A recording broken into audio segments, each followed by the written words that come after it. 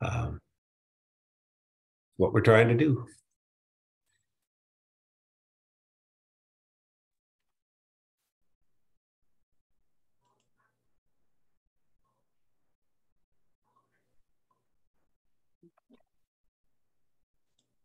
We'll wait another minute or two.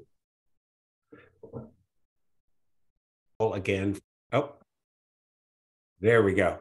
Thank you all for being here. And I know we've got a few more people who will be joining us very soon. I don't know if there's an agenda to put up.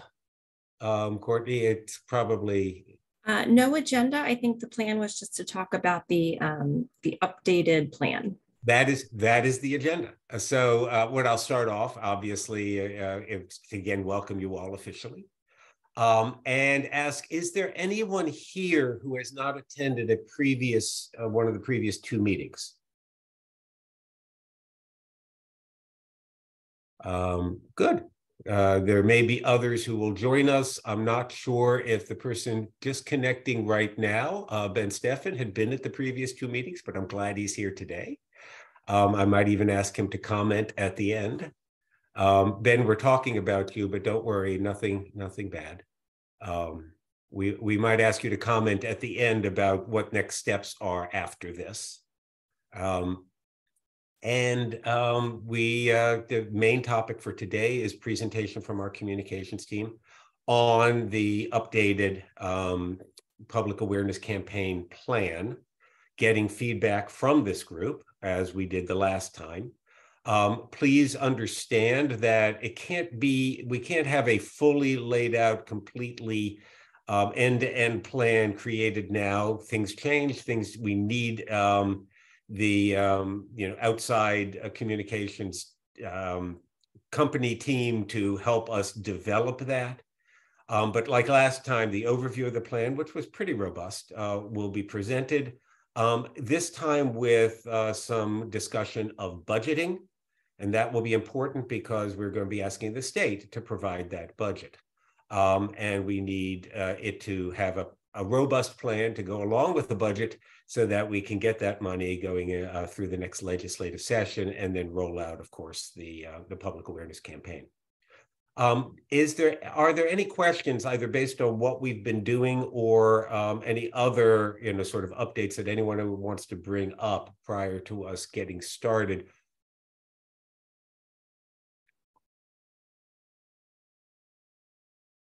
And I see that David Nevins has joined us. David, thank you for being here because he's integral to presenting this plan along with Anna and Amy.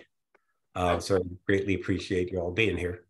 I will only preface the presentation with this is what we were set up to do, is provide a plan back through the department to the legislature on a public awareness campaign. That our hope is going from that to funding through the legislature for that campaign and then actually enacting the campaign.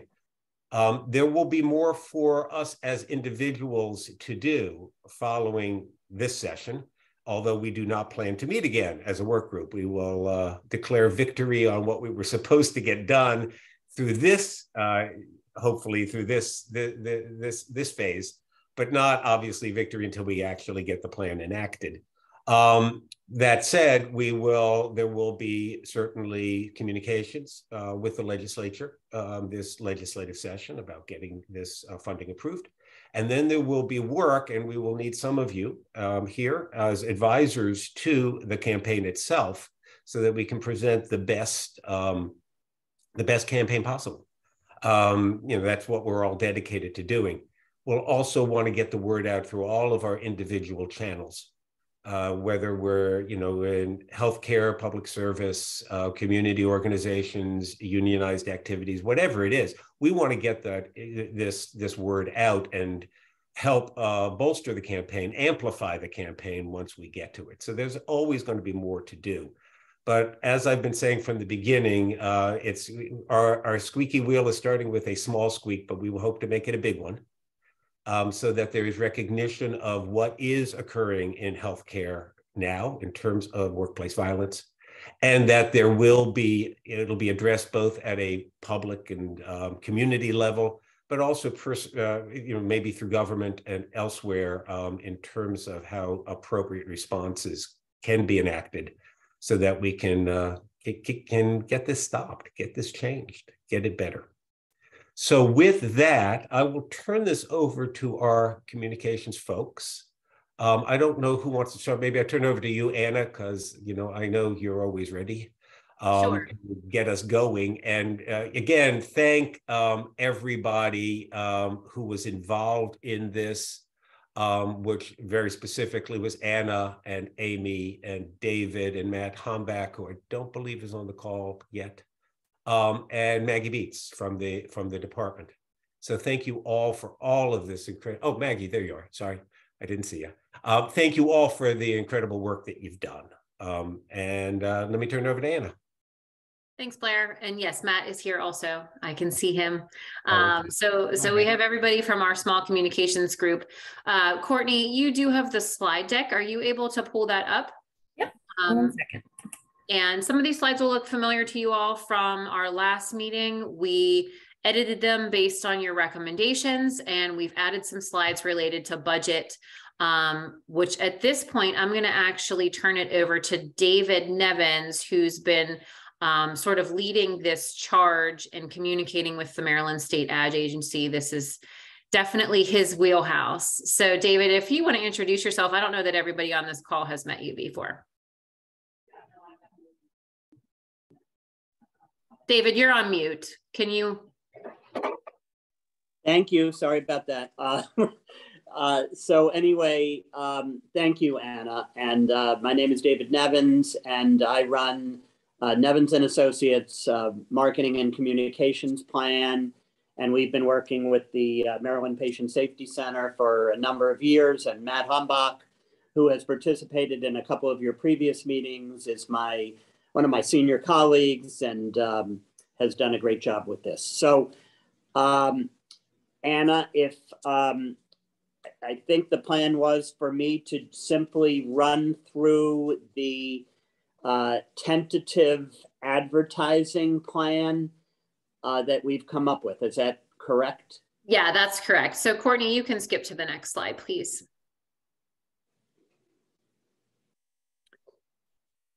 And okay, go ahead, David. Yeah, there are only 2 edits to this slide.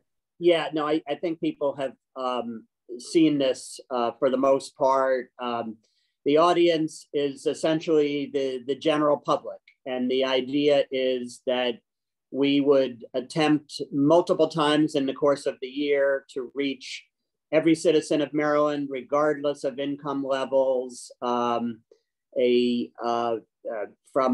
the Western Maryland to the Eastern Shore, Central Maryland, Washington, D.C. suburbs, Southern Maryland, and every place in between if I've missed any places. And the legislators and healthcare workers, though not specifically targeted, would certainly be the recipients of the message as well, simply as members of the general public. So we can move on to the next slide. Okay, so, and is there also a budget slide following this one, Anna? Okay, so the proposal, and this is the result of discussions we've had with the Maryland State Ad Agency and let's just say myriad others, is to use essentially every means possible to reach the target audience. The target audience, once again, being everybody. So we would do extensive television advertising. The television advertising would consist of both broadcast and cable, but in the Baltimore metro area, it would be more broadcast, and in the DC suburbs, it would be some broadcast, but primarily cable. And that's to make, that's because of the desire to make an efficient buy. And I think everybody understands that broadcast media in DC not only covers Montgomery and Prince George's counties, but covers the District of Columbia and Northern Virginia as well, which is not particularly our target. Though, you know, we're happy for them to see the message. It's too costly to reach them on a regular basis. In addition, we would use radio, and the radio that we would use would be diverse. So I think the idea on using radio is to reach, we would do what is called and considered Black radio, we do Hispanic radio, and we would do more general radio as well. The second most important medium next to television advertising is paid social media, along with essentially along with digital. Let me just address them together. And that's extensive coverage on Facebook, Twitter, Instagram, YouTube. And that's also, as you might imagine, allows us to reach a slightly younger audience than the average. So between social media and digital advertising, where we would do, you know, banner ads and what have you, everywhere possible. Plus on social media, I failed to mention a number of videos, not just the TV commercials that we developed, but essentially I could envision videos in which we sort of walked people through different scenarios potentially and told them, you know, better ways to solve challenges and issues and disagreements than they might be aware of. The other big thing here would be media relations, or what is often called earned media or PR. And the idea then being that we would contact literally every newspaper, print publication, television news station, radio stations throughout the state. And this is a low cost but highly effective way to reach the audience. So the idea being, you know, we'd be on the front page of the Baltimore Sun and the Washington Post and WBAL and JZ and MAR and WBFF and the same in the DC area, and the same in Western Maryland, and the same in Southern Maryland, to reach people from essentially a news coverage perspective. And those that would give us essentially greater credibility, if you will, than paid advertising. And then finally, a downloadable toolkit to be used as well for all of the healthcare providers, hospitals, medical practices, and the like, for the printing of flyers and posters and so forth. I assume there's one more slide on the dollars. Yeah, there's a couple more coming here, David. So the budget overview here, just speaking of kind of what you mentioned in the report, kind of how it would work from this point and where this budget was devised from. We don't need to read it off to everyone. Everyone can certainly read that there. Courtney, you can skip ahead to budget plan A, which is the next slide. Thank you. Okay, so now probably needless to say, but I'll say it anyway, is the fact that this is really going to be dependent upon how much money the governor and the legislature allocate for this project. And I would say from our research, similar projects have ranged, frankly, from $500,000 to $5 to even $10 million, if, you know, the most expensive of which have been you know, COVID booster campaigns, COVID, you know, get your COVID vaccine campaign, and anti-smoking campaigns and the like, no texting while driving campaigns and so forth. So it's our view that we fall somewhere in that broad category. So we have, at least for this purpose, tentatively selected the number of $2 million, and then sort of a plan B, which is half that, $1 million. Having said all that, if we were to get $4 million, it's not like everything doubles or gets cut in half exactly, because there are things that, we don't need, like in PR, we have 200,000, we have 10% of the budget of a $2 million budget allocated, but if we got $4 million, we don't need $400,000 in PR. So essentially it would go up and down more or less depending on the money allocated, but so just use this as a guide.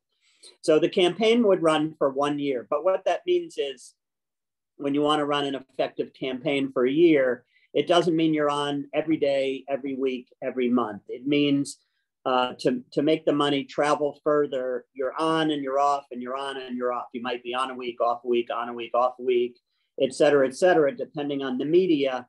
And all kinds of studies have shown that when you do it that way, the public thinks that you're on all the time, even though you might be on only half the time. And it's a way to make the $2 million go further. So just quickly in conclusion, let me just say, the number, I talked a moment ago about why we're using the different medias.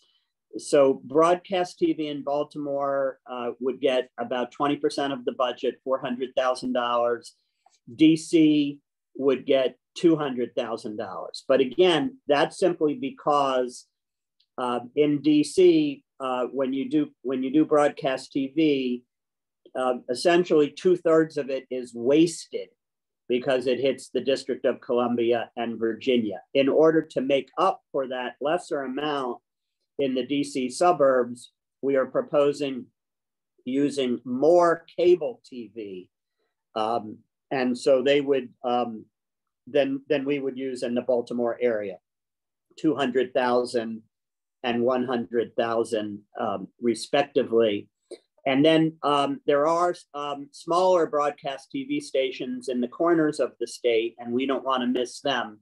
So we've allocated 5% of the budget, or $100,000 for that. Then quickly moving on, the print and digital advertising. And again, just to remind everybody, so about a little more than half the people, just using the Baltimore Sun or the Washington Post as an example, slightly more than half of the people who say they read the Washington Post or the Baltimore Sun, they read it digitally. As I don't have to tell everybody that, the days of tossing the newspaper onto one's front steps are rapidly declining. But the fact of the matter is, people are still absolutely 100% reading the Baltimore Sun, the Washington Post, Montgomery County papers, Prince George's County papers, and myriad smaller papers throughout Western Maryland, Southern Maryland, and the Eastern Shore. So we've allocated 10% of the budget for that. I mentioned a couple minutes ago, radio advertising, and the idea there is to make sure we are both geographically diverse. It's easy to hit everybody who lives in the Baltimore metro area with television, for example, and it's easy to hit everybody who lives, let's say, in Montgomery and Prince George's County with television. And so radio, particularly as we're geographically and ethnically diverse, allows us kind of to fill in the gaps. The other big expenditure here, as again, I just mentioned, is social media, Facebook, YouTube, Instagram, TikTok, myriad other outlets, plus as the campaign is developed, search engine optimization, SEO, spending money with Google AdWords, so that when people want to Google, how should I treat my healthcare worker or healthcare worker violence or whatever it is that they choose to Google, we pop up with our whole program of education and so forth. Geofencing, many of you may be aware of it. I'm not sure who is and who isn't, is really a way to target geographically very specific audiences. For example, we could take every hospital in the state of Maryland, I just use that as an example. We could take every nursing home in the state of Maryland and draw a circle around it and go like a quarter mile around each place and literally just target through social media and digital advertising people who are using their devices within that kind of a small geographical area. And then finally, we've just put aside $100,000 as miscellaneous to take care of, to take advantage rather of special opportunities. You know, things like billboards. Billboards are super expensive, but we might be able to find a special case where there's an opening on a billboard, you know, maybe down the JFX in Baltimore, or maybe around just off the Beltway on Rockville Pike, for example, in the DC area, where they have an opening between one advertiser and the next maybe a free month. And so we've allocated $100,000 to do that. So anyway, long story short, probably a little too late to make a long story short, but $2 million, this is a rough plan of how we would allocate it. And if it was more, we'd do more of the same. And if it was less, we'd pare down the budget items mentioned. So I don't know, Anna, what do you want the next step to be, whether there are comments or you want to take over from here? Yeah, thank you, David. The next slide really just addresses the Plan B, which was $1 million, although David did mention already kind of the thoughts around that. So Courtney, if you don't mind, I mean, the only thing I want to point out on this slide for Plan B is that you can see here half is effective, obviously, and for 6 months, probably more so than 1 year. I imagine because everyone on this committee is pretty passionate about this, we all feel very strongly that it should be up for a year, not 6 months. So Courtney, if you don't mind just going back to the previous slide, so anyone can ask a few questions about some of those mediums if we have any. So I'll just leave it open for a second for anyone to speak up if you have questions about any of this. This is Teresa. I have a question on the budget. So for each of these categories, this is sort of a all-inclusive estimate. It includes content design, graphic design, everything. And does it mean, for example, cable TV? There is over the course of a year, if there was a $2 million budget, there would be a weekly presence or kind of daily presence through commercial or advertising or whatever. Do you have a sense of that? Because would this be, I'm trying to get a sense of the intensity of getting that message out over the course of the year. Yeah, thank you for that question. So the item, we're obviously aware of the fact that we have to produce a lot of video and photography and logos and what have you. So yes, just in the way we put this budget together, that would come out of the allocation in each area. So, broadcast TV, $400,000 is probably more like $360,000, with 10% of that being used for production and so forth. To your second question, so each media is different. And at the time when I guess it's fair to say, when we know we have the money and how much money we have, the idea would be to kind of mix and match such that we're in, to the extent that we can be in front of people, we're in front of people all the time. Now, having said that, there's not enough money, $400,000 in broadcast TV in the Baltimore metro area, just for example, is not enough money to be on every single day, 52 weeks a year. But let's say it was enough to be on every third week, every day for every third week. That's what we would do. But then on the other hand, the print and digital advertising in the Baltimore Sun, just talking about Baltimore, for example, would run in weeks that we were not on TV. And the radio advertising would run in weeks that we were not on TV. And the social media in earnest would probably flip-flop weeks with broadcast TV, since they're the two most effective means of reaching folks. Did that answer your question more or less? Yeah, it does. Yeah. Thank you so much. And to the earlier point that Blair made, if by chance we are able to get more than $2 million, that just ups the intensity. To what Teresa's point is, it just ups the intensity of how frequently we're seen across all of these mediums. So, you know, we felt like $2 million was a safe budget to present. Wasn't asking too much, but it gives us enough to make an effective campaign. And if I could just jump in, Anna, let me just say that just for comparison purposes, the money spent on getting your media to promote getting the COVID vaccine, frankly, was probably 10 times this amount. The money spent on, if people remember from some years ago, the new law that prevented texting and driving, that was pretty similar to this amount. So we selected the number that we thought we were the most likely to get, but you know, I guess we'll certainly argue for more, but it's going to be obviously up to the governor's office and the state legislature and the other powers that be to determine, you know, where in the scheme of things should this important initiative fit. Well, we will all work at being very convincing. I see, Donna, you have your hand up.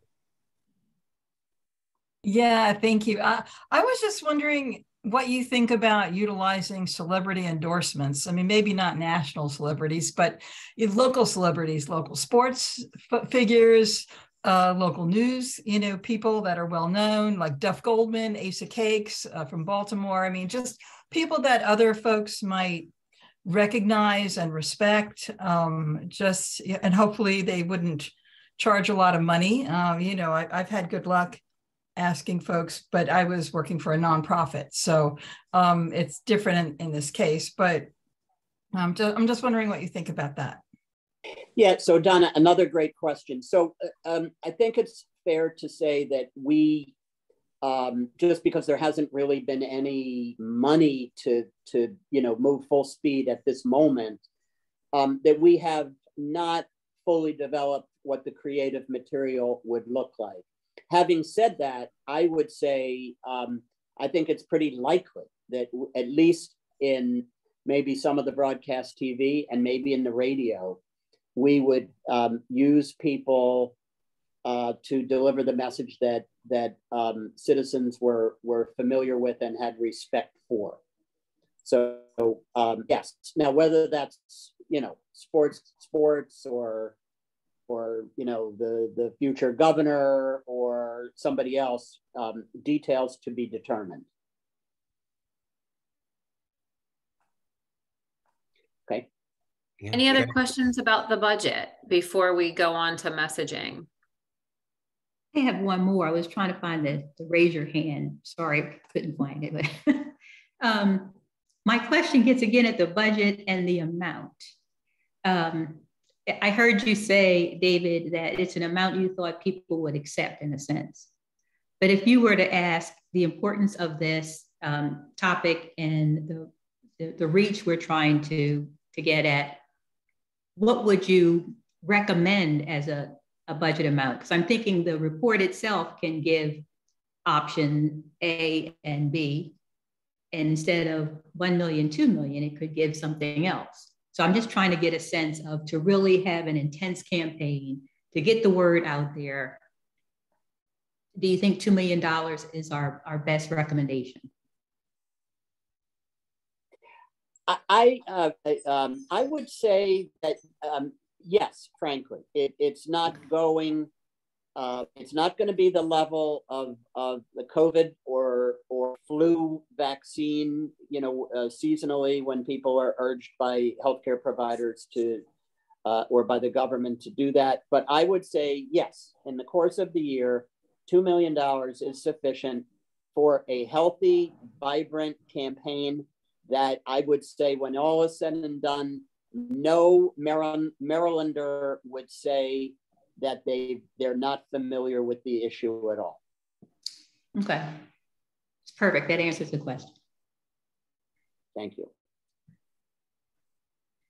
Okay, Courtney, do you mind skipping ahead 2 slides? We can go past the Plan B and then take a look at the sample campaigns. We talked a little bit about some of these messages in our last meeting, but we wanted to put them here in front of you. And thanks to Amy Goodwin from the MHA for bringing these to our attention, because these are some that she had found on our behalf. So Amy, is there anything that you wanted to say about these different organizations and the messages that they are putting out and sort of why our group felt comfortable with these as samples? Sure. I think we've talked about this before, although there is not data that can directly correlate to lower instances of workplace violence through these campaigns, again, because we believe reporting goes up as the education and the teams get more engaged. All 3 campaigns have been found to resonate with the public, been seen as positive by the communities, and had good engagement. I think that what you find is they try to encourage better behavior and to remind people of the humanity of the healthcare teams. I think for Vermont, it places responsibility back on patients and their families. Your words matter, your behaviors matter, our patients and our staff matter. With New Jersey, this is a health system, and the healthcare workers are here to help and to heal, not to be hurt. Has a little bit of catchiness to it. So we're also trying to look for something that I think, Teresa, to your comments, if people see it a few times, different ways, will they connect the dots to the other pieces that they've seen and make sure that it comes together to tell a story? Once again, putting the accountability on the visitors. Kindness and patience are good for your health. Take a deep breath or take it outside. Just don't take it out on our staff. So then in Michigan, it has become part of their criminal statute, but then also saying assault is not part of our job is pretty effective. We wanted to have messages that conveyed a sense of how the patients and visitors play a huge role in this and make them understand that it's really about their behavior and their actions. And that was just the overall gist of what we liked about it. Any questions or comments?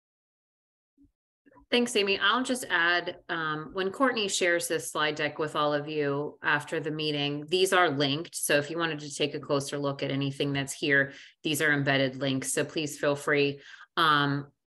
We keep referencing this op-ed from Virtual Health System in New Jersey. I would recommend taking a look at that read. It's excellent.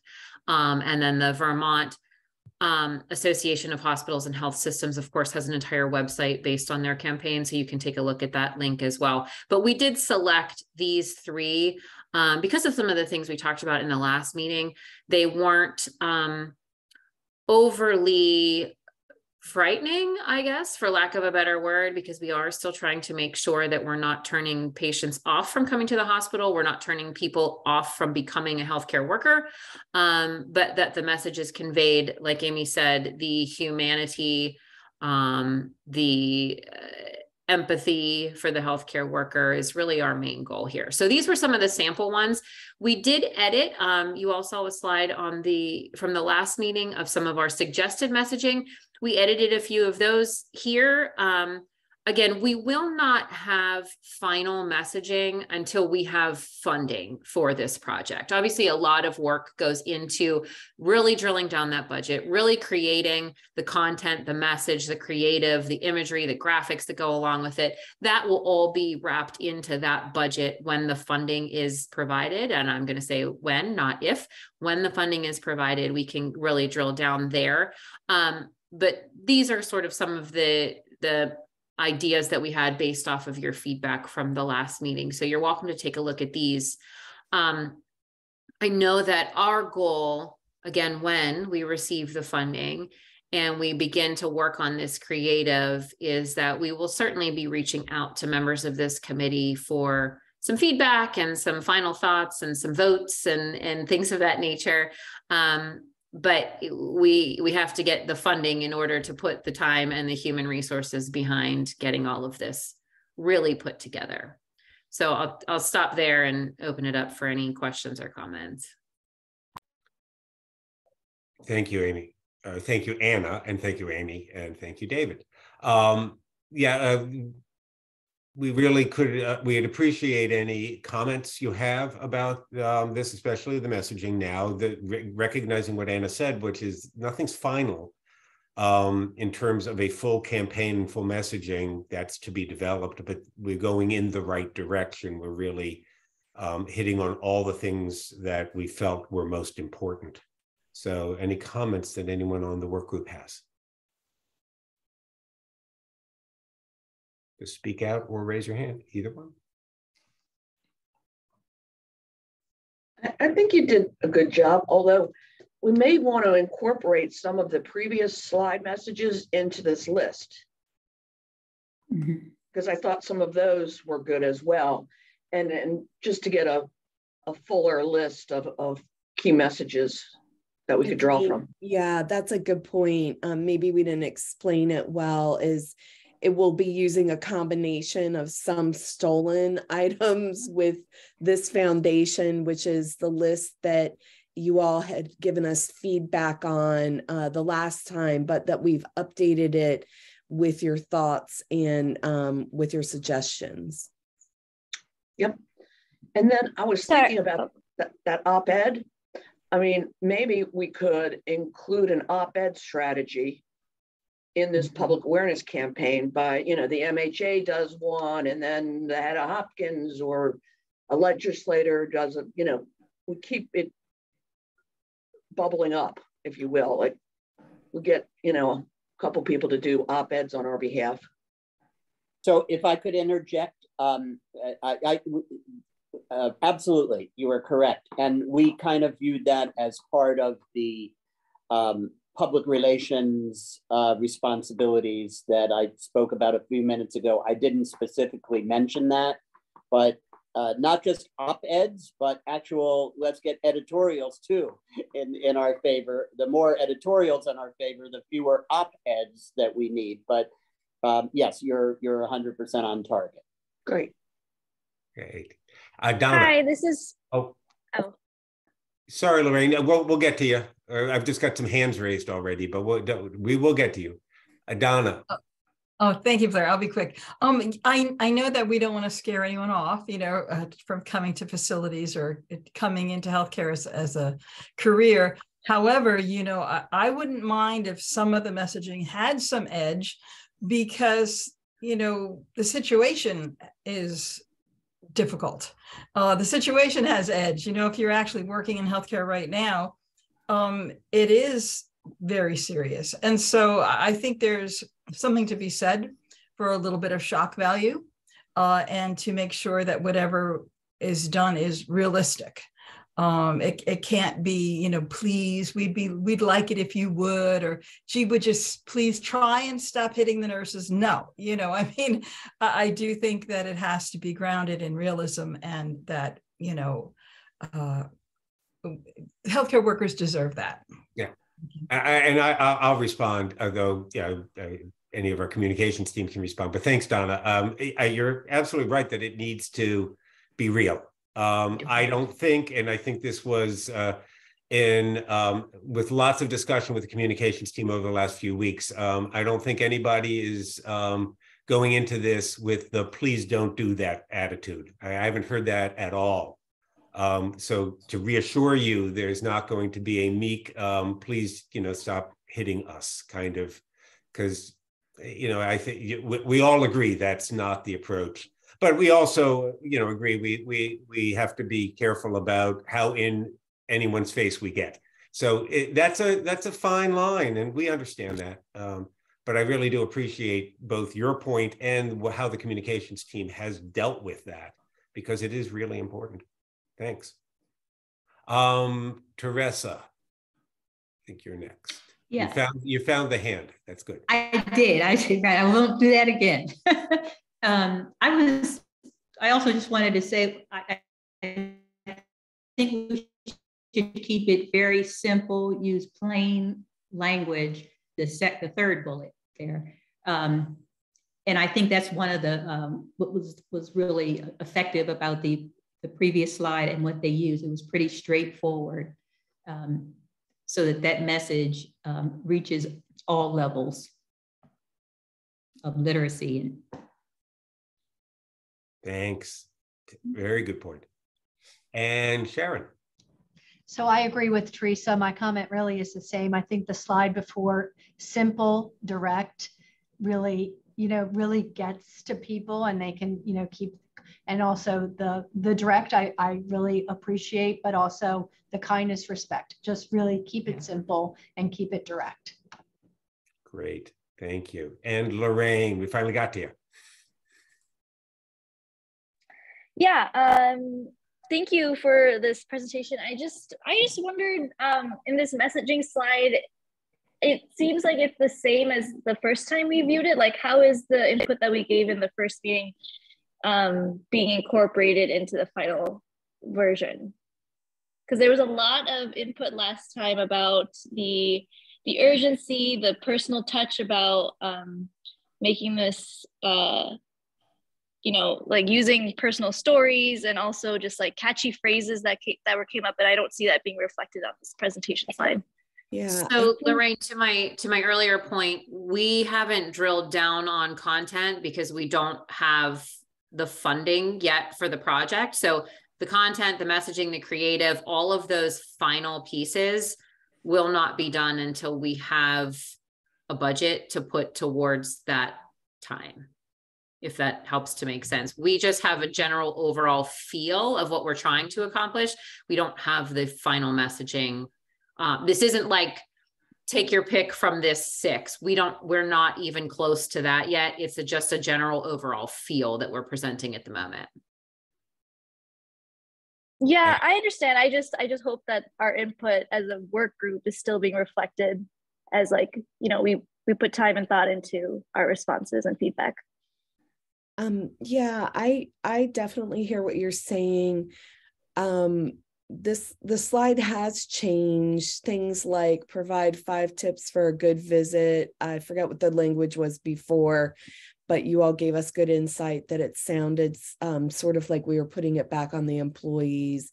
And what we'll do is, once we find out how many dollars we have, then we'll look at how strong of language we need to use, how we have to manage it. But we did listen, we did take a lot of notes, and we did change the overarching points on this page. I'm sorry if it's not reading that way to you, but we got great input and definitely heard you. And I should just add, I am encouraging, the team, as we get the money, or as the money is allotted for the campaign, that this work group and members of the work group be involved in just, again, providing comment, providing ideas. No one of us individuals can craft the campaign on our own, nor should we be allowed to. We all have, slightly different opinions, I'm sure, but we all feel very strongly about this and want to contribute. And I'm hoping, and I will definitely be very vocal about this, that members of this work group be involved in providing input, providing comment on the ultimate campaign. So thanks, Lorraine. And I'm not sure if there was one. Oh, Maggie. Yes, hello. I actually have a comment on a previous slide. So I wanted to wait and make sure that everyone was good here. But I have a very small comment on the Plan B slide. If we could look at that for 1 second. This might sound nitpicky, but I have one note about the wording here. We say Plan B would be half as effective. And I'm not sure that that's entirely accurate, because a well-developed campaign could be not necessarily exactly half as effective. And I was hoping we could maybe consider hedging that language a little bit, like either could be half as effective or would likely be less effective. I just feel like that sounds very definitive and I don't think it's necessarily exactly true. So I hope that's not too nitpicky, but I got some feedback from my team that language maybe could be adjusted a little, if that makes sense. No disagreement there. We will reword it. And your point is actually accurate, that it's probably going to be more than half as effective, but we don't want to give a disincentive to the funders to cut us in half. So we will rework that language. Thank you, Maggie. I understand. Thanks. That's it from me. Thank you. Thanks, Maggie. Any other comments? This is great. Thank you all for the comments. These are excellent. Seeing none, Anna, is there anything else to present for the plan? No, not for the group today. They're certainly welcome to reach out to me with questions or comments as we flush this out and get this moving forward for submission. But really, we just wanted to go over what those budget dollars would entail. Thank you. And thank you again to the team. And I think one of the things we'll need after this is an advocacy plan for getting the money. Well, that was sort of the next item on the non-agenda that I didn't create for the meeting. Okay. So just to note, a report needs to go back, through the department back to the legislature, and that there is a prose version of this, which will be revised to match any comments that were made today, and of course the PowerPoint, which I think is very effective too. So we've got that, and that needs to get back. Teresa, remind me, December 1st? December 1st, I believe. December 1st. So yep. That goes from the Healthcare Commission to the department, I guess to the legislature, because the legislature wanted to see it. And what needs to happen after that, which is not technically part of this worker group, but I think many of us have taken this on, is that we then need an advocacy campaign, advocacy plan to get the money. And we need legislators to sponsor the bill for the money. And many of us to go and testify for the bill and work that angle. I can't imagine there's going to be a significant opposition, that is people showing up at committee hearings opposed to this, but then again, certainly getting the money, even in a year where evidently the legislature has funds, is always, you don't know. It's a hard task. Many of us have been involved in that before, and we want to make sure that we put our best effort towards it. So I think we will need to work between, last year's sort of instigator, bill sponsor instigator, Pegeen, and the Maryland Hospital Association to work on developing the legislation and then using contacts that we all have in the legislature to advocate for the bill. I'd like now to ask either, and Ben, if you're still on, if you have any comments about what next in this process. Is Ben still here? Don't see him on the list. Okay, Teresa, I don't know if you had that answer.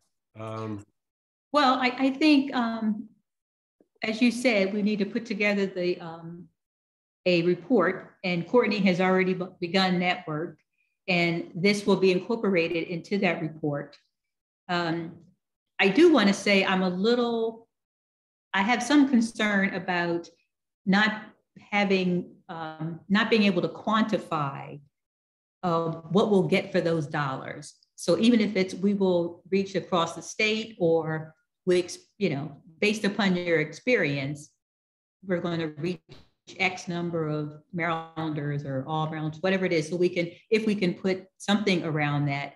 So when this is presented to the legislature and they want to know, well, what will we get for our $2 million? They may want a little bit more. That part I'm not really sure about, and others may have a better sense of it.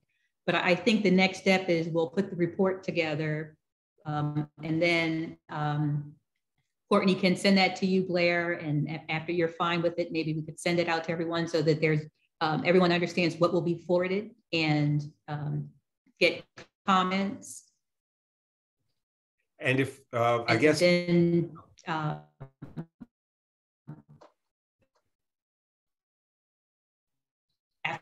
after talking with I think after talking with our committee, I'm not sure exactly how he wants to proceed with getting it to the legislature, whether he wants Ben to send it directly or we go through them. But we can make sure we inform you all throughout that process so that everyone's aware of where we are, and if there are any concerns, you're all aware of that. Right. I think so. I want to mention a couple of things. One, I don't think this is a bill, actually. I think this is going to end up being testimony at budget hearings, asking for this money. And then when Wes Moore comes in, asking him for a supplemental, or it's going to be a money ask. So it's different. So that's one avenue, but it's not out of the question. They do have money, and it would be a one-time expenditure. It's not an ongoing thing. So that's going in our favor. And I did see that in the chat room, the MNA absolutely needs to be part of this advocacy effort.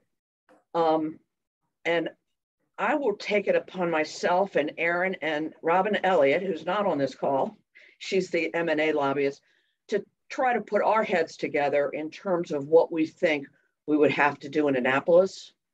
And it doesn't need to be part of this report, right? No. And the reason I'm jumping on this is because, Blair, I neglected to tell you I'm retiring January 4th. So I want to get as much as I can done on this issue before I go.